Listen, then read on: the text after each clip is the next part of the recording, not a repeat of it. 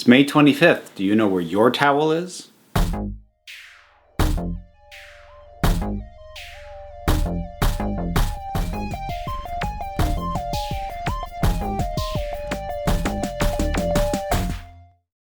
Yes, folks, it is Towel Day, and for once, I'm finally going to fulfill the thing I've been saying I would do for a long time, which is to talk about The Hitchhiker's Guide to the Galaxy. This is my personal preferred edition. This is the more than complete Hitchhiker's Guide to the Galaxy, complete and unabridged, except not really, because this was printed back when it was only 4 books, as opposed to the 5, 6, if you consider the extra one canon or not. But yeah, I'm going to talk about this thing because I love it. I love this book series to death, and I love this property to death. So first, let's just talk a little bit about the history of what Hitchhiker's Guide to the Galaxy even is, because it's frankly a lot of stuff.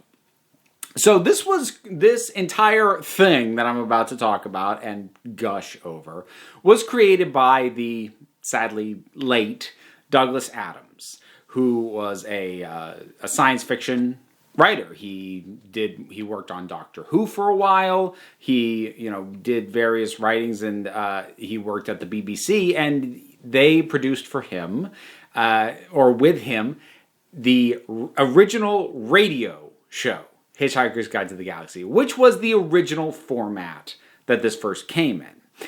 And those sort of first few series of that were later then readapted by Adams into the first 2 books, which are Hitchhiker's Guide to the Galaxy and The Restaurant at the End of the Universe. He then began to work in novel form first, and then things would get adapted later. So then came Life, the Universe, and Everything, then So Long and Thanks for All the Fish, then Mostly Harmless, and most of those would also see different adaptations. In radio, there was also a video game, and there was the movie, which came out after he died. But all this stuff, and it is a funny yet oddly nihilistic's too strong a word, but there's a lot of dark humor in it. I mean, the very first book, this is not a spoiler, this is the starting premise of the series. The first book opens with the Earth being blown up. That's how we start. And yet it's very funny. So there's so much that I love about this. And the book, that is my preferred version. Some people prefer the radio versions, and I have heard them, and they are quite good, and they're worth listening to. But there are little things about the books that make me prefer them. And it has to do with the language and with Douglas Adams' voice as an author. And what I mean by that, I don't mean dialogue. Because dialogue comes across just fine in the radio thing and whatnot, but I mean his word choice and the way in which he describes things. And I'm actually going to give you a couple of quick examples of what I'm talking about. Because when you listen to, say, the radio, or even if you see the BBC miniseries, because there was that too, or the movie, or like anything that isn't a novel, you get the dialogue and the story, both of which are great, but his descriptions add something a little extra, and that's something you only get in the novels. So I'm going to give you a couple of examples. He's describing here, these 2 passages I'm going to use are from Life, the Universe, and Everything, and I'm just picking them because I think they illustrate what I'm talking about really well. So he's just describing this emotion that is being felt and sort of picked up. It's like a vibe. It was hatred, implacable hatred. It was cold, not like ice is cold, but like a wall is cold. It was impersonal, not like a randomly flung fist in a crowd is impersonal, but like a computer-issued parking summons is impersonal. And it was deadly. Again, not like a bullet or a knife is deadly, but like a brick wall across an expressway is deadly. And one more I'll use real quick, and I think I'll make my point. So this has our lead character, and I'll talk about characters in a little bit. This is Arthur Dent, and he is teleported somewhere, and he doesn't end up where he thinks he doesn't end up where he was planning to be, and he's alone. Now, if you were to do this in radio, he'd just be going, hello, hello. And if you were to do this in any sort of visual format, he'd just be looking around and he'd be alone. But you would miss the way it gets described. He looked around for the others. They weren't there. He looked around for the others again. They still weren't there. He closed his eyes. He opened them. He looked around for the others. They obstinately persisted in their absence. They obstinately persisted in their absence. That's what I'm talking about when I say the word choice and the way that he describes things. It makes it just a little bit extra, and that's why I prefer the books personally. Because, there's the other stuff is good. Well, not all the other stuff, but the radio plays definitely are great, and a lot of his voice is in there because you get entries from the guide itself being read. So you do get a bit of that, but stuff like that, having that kind of language describing the entirety of the story, that makes it the best form, in my opinion. So having now let you know what my favorite one is, understand that mostly when I talk from here on out, I'm talking about the books. So, plot, characters, all this stuff. So the thing is, the plot, most of the first two books at least, are more just sort of a series of events. It's not really a plot. There's a starting premise, which is the human Arthur Dent gets rescued off of Earth right before it is destroyed by the Vogons to make way for a hyperspace bypass in the area. And he gets saved by a friend of his named Prefect, who is not human, but is from a small planet somewhere in the vicinity of Beetlejuice. And he manages to get off world, and he takes Arthur with him. And Arthur spends the entire series basically befuddled, bewildered, and desperately just wanting a nice cup of tea. And while Ford drags him along, and that's the thing, for certainly those first two books, none of the characters are really trying to accomplish anything, or if they are, they don't really know that they are in some cases, and I'll come back to who I'm talking about with that. But it's such a wonderfully bizarre universe, and I do want to say universe. It's too big to call it like a bizarre world. It is a complete universe because it is slightly absurd. That vibe runs through it, but you'll have completely differing segments depending on where they go, what bit of history we learn from the guide, and things like that. Now, the titular Hitchhiker's Guide to the Galaxy, the way that comes into play is Ford is actually a traveling writer for it, and so he helps update the entries. He got stuck on Earth while doing a write-up on it, and he then presents the guide to Arthur, and that's how we get a lot of those entries. Is him consulting the book, basically just trying to wrap his head around anything that's going on around him. And so that's where we get some wonderful asides, and we get, even in the radio version, some great descriptions of things, of historical events. And like I said, there is kind of a bleakness to it. It has kind of a low opinion of, like, the intelligence of sentient life, basically. Like, even when dealing with characters who come from races that are flat out described as hyper intelligent, they're still all kind of idiots. And it's just this wonderful looking at the insane absurdity of the universe that really should be depressing, and just going, well, you gotta laugh, right? And that's the vibe of this whole thing. But there's other characters to talk about. So I mentioned Arthur, who's hapless and endearing. There's Ford, who is let me put it this way. If you had Ford for a friend, you'd know he was in town because you heard there was a fight at the bar. That's the kind of guy that Ford is. Then we've got Trillian, who unfortunately doesn't really come into her own as a character until, I would say, the third book.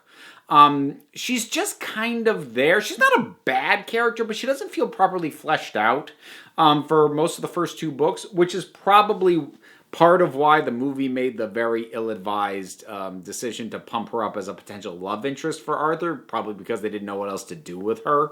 But she is largely paired off with my favorite character, who is Zaphod Beeblebrox. Zaphod is... Zaphod is insane. And I mean that in the best possible way. And I don't mean like he has mental illness, although he probably does, or he flat out does. He has brain damage. He did it to himself, but that's kind of the thing. The guy's got 2 heads, he's got 3 arms, not because his species is like that, but because he got them added to just throw people off a little bit more. He became the president of the galaxy basically on a whim, on a lark, because he thought it would be fun, but he also knows that somewhere in the back of his brains there's a better reason for it, but he messed with his own head, so he doesn't know why he's doing stuff, but he's still doing it. And my favorite thing about Zaphod, and this again is something the movie got drastically wrong, and I disliked it so much that honestly I think this might be part of why I don't like Sam Rockwell, which is unfair, but it might be in the mix. But what I love about Zaphod is he's actually very smart, but he is incredibly lazy. He does not want to have to take the time to plan or to figure stuff out if he thinks he can get away with not doing that, which is something that the movie just got. The movie just had him be an idiot. But he's described very early on in the books as being very clever, but one of the things about trying to interact with him is you don't know when he's pretending to be stupid just to throw people off their game, pretending to be incredibly stupid to hide the fact that he actually kind of doesn't know what's going on, or actually genuinely just being stupid. But in the second book especially, which is probably my favorite, that's Restaurant at the End of the Universe, he gets stuck on his own, where he actually has to put thought into stuff and he has to figure stuff out, and he's pretty good at it, but he just doesn't want to have to do that. If he can snap his fingers and have something else do the thinking and the planning for him, that's just what he's going to do. And the freewheeling nature of him, I mean, he wouldn't work as a lead character, but as a supporting character, as a wild card who's just there doing stuff and he doesn't even know why, I adore him. I love him to death. And then there's the character who had been initially, when I first read it, my favorite character, and that is Marvin. Marvin is a robot. He's an android who is insanely intelligent and also incredibly depressed. He is so smart that he knows exactly how wasted his capacities are when he gets asked to go to the teleportation room and escort somebody from there to the bridge.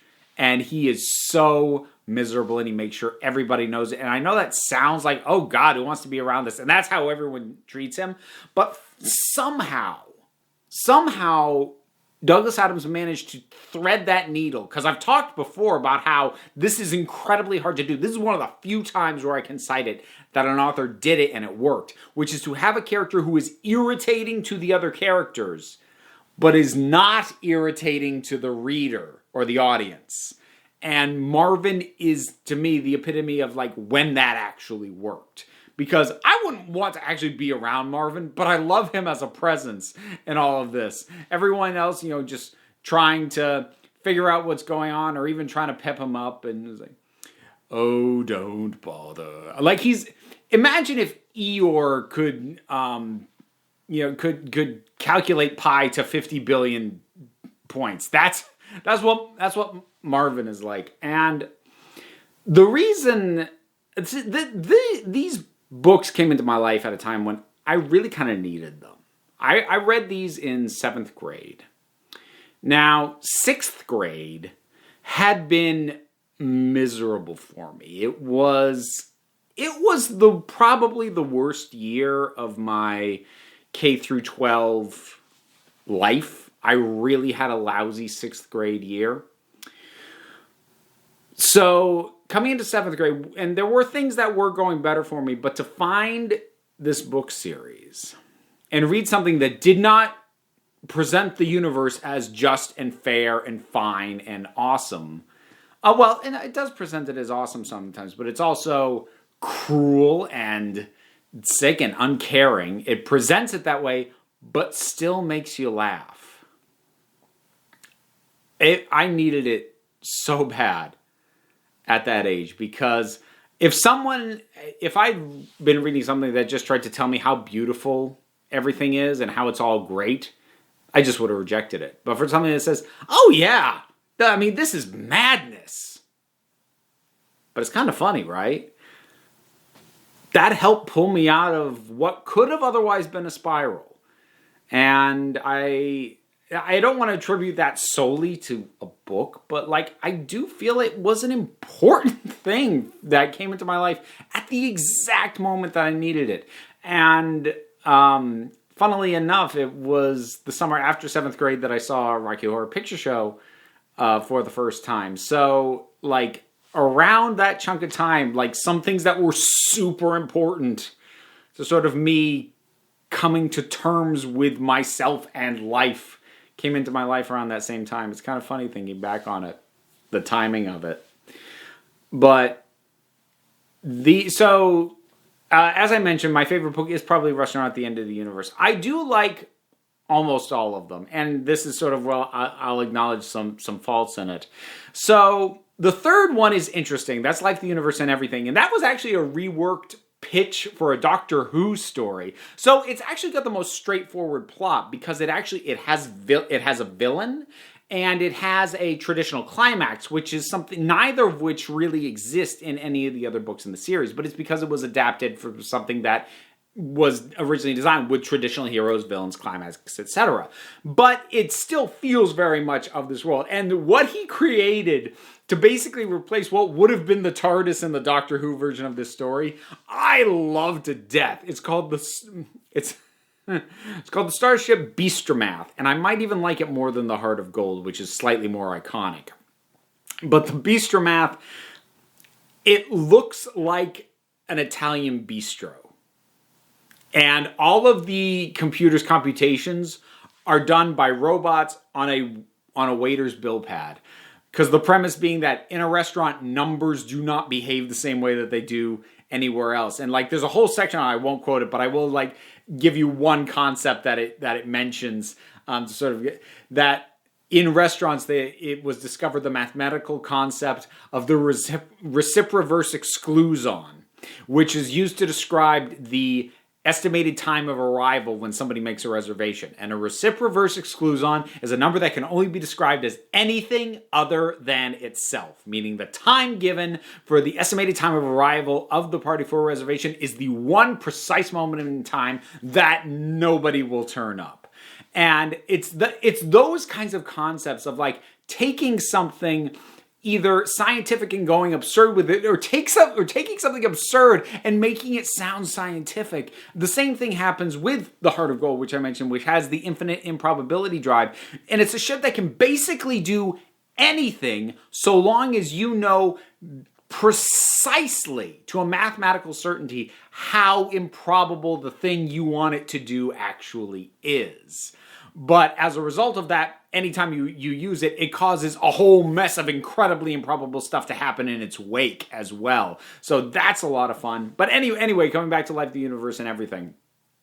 That one, as I said, it's got the most straightforward and traditional story. So in a way, it might even be a better leaping on point, at least narrative structure-wise. It does build enough off the story of the earlier ones that you can't really start there.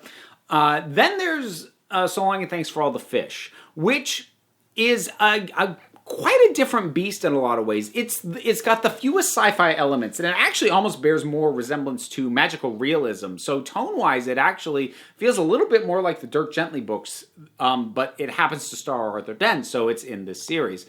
And it also introduces what I feel is an underrated character, which is the character of Fenchurch. And So Long and Thanks for All the Fish is primarily a romance between Arthur and Fenchurch. And she's borderline Manic Pixie Dream Girl, except that at the time the thing was written, which I think was late 80s, that wasn't really an established trope yet. So I don't really feel like I take him to task. And also, like, anytime, like, Arthur does very much have that idealized, he sees her and is, oh, completion in my life, kind of thing. But she also kind of reminds him at various points, like, hey, I'm right here. Like, could you involve me in this whole thing that you've decided is going on with you and me in your mind and everything else? So, I enjoy her as a character quite a bit.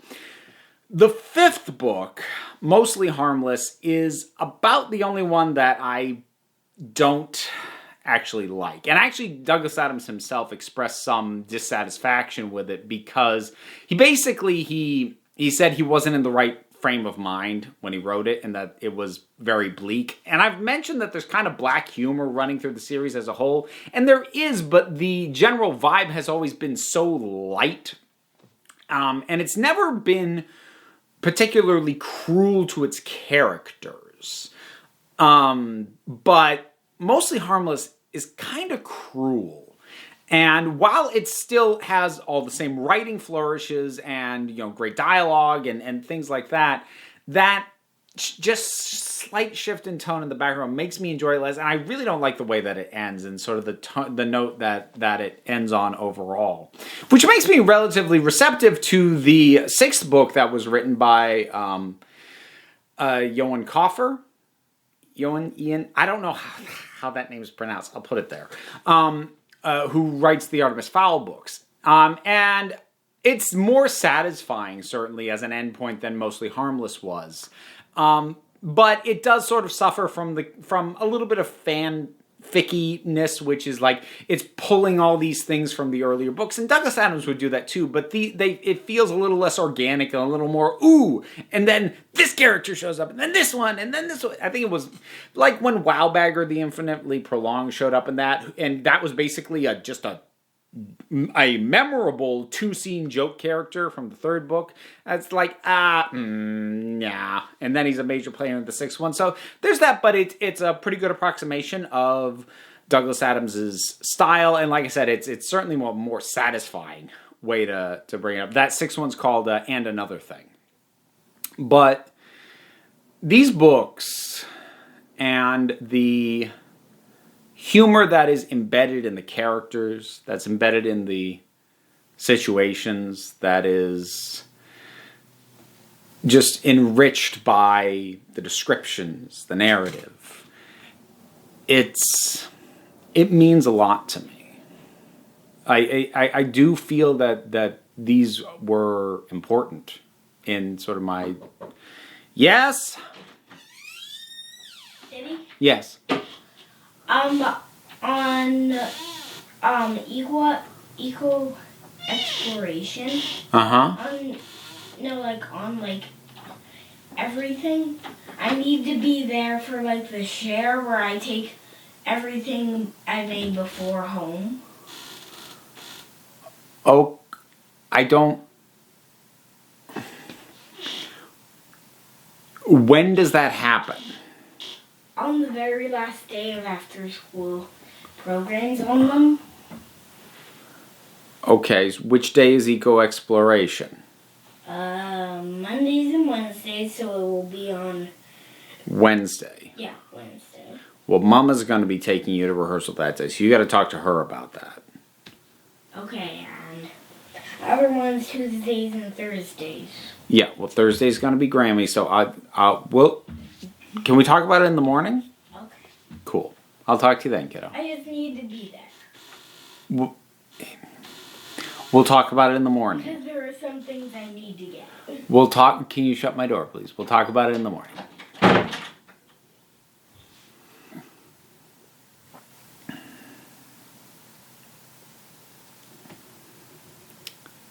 And honestly, there's so much more that I could talk about. I could happily go through an entire history of these. I could spend a half an hour talking about each of these books individually, highlighting segments, going through the major points, and I'd be delighted to do that. I adore these books. And what Douglas Adams created was such a massive influence. And like I say, I think in some ways a lifeline. I needed these stories when they came into my life. And it's one of the few books that I have reread. Or book series. The first 4 books that I've reread. And will probably continue to reread. Hitchhiker's Guide to the Galaxy. Have you read it? Have you heard it? Have you seen it? Have you played it? Whatever your thoughts are, drop something down in the comments. Let's talk about it. There's a whole bunch of stuff to do because there's buttons and links, and I guess likes are like the big thing driving the algorithm now, because that seems to be what everybody's pushing. So I guess hit the like button. Also, there's links down there like the Patreon and my socials and whatever. Click on them. They'll take you places. Or don't. You don't have to, because at the end of the day, folks, you're the council. I'm just running the meetings, and until next time, remember, the answer is 42.